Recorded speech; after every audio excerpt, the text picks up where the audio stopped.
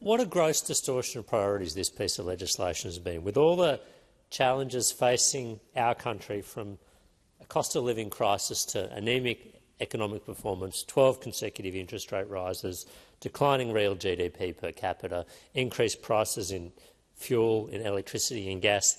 The government has spent countless hours and wasted the time of thousands of hours of Australian citizens pursuing this ill-conceived piece of legislation. And the warning signs have been there from the very beginning. I mean, this government, in June of 2023, almost 18 months ago now, introduced the intent to pursue this legislation.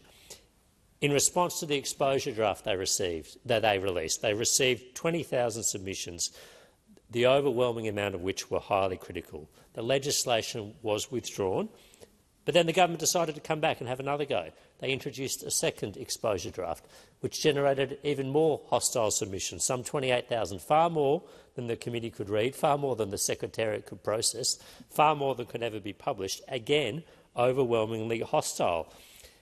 This isn't a case of the opposition playing politics. This is the case of widespread public discontent and mistrust in what the purpose of this legislation was trying to do. And Senator Grogan, in her comments, ironically or otherwise, highlighted just this.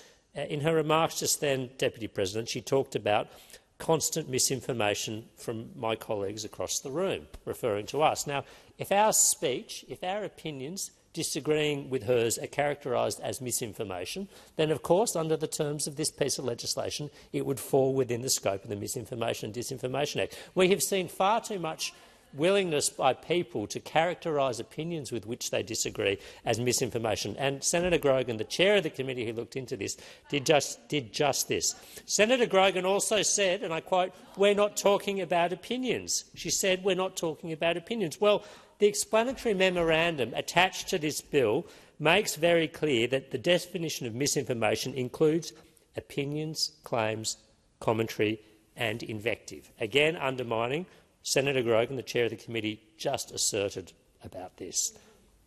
Now, we have seen countless Australians express their opposition and mistrust to this piece of legislation. The Victorian Bar Council, for instance, said the bill's interference with the self-fulfilment of free expression will occur primarily by the chilling self-censorship it will inevitably bring about in the individual users of the relevant services.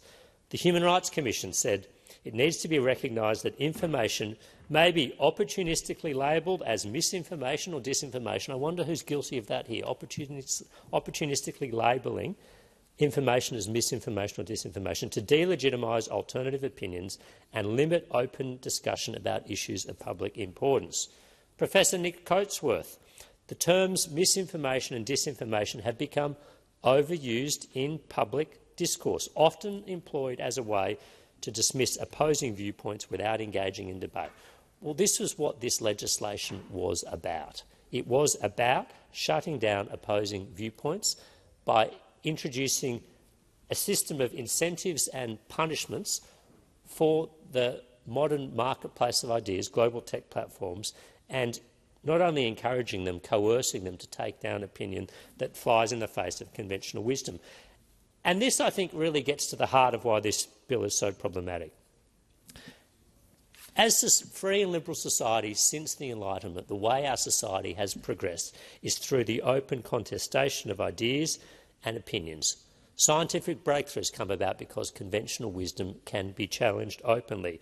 But even society advances in its own values by permitting challenges to the prevailing orthodoxy.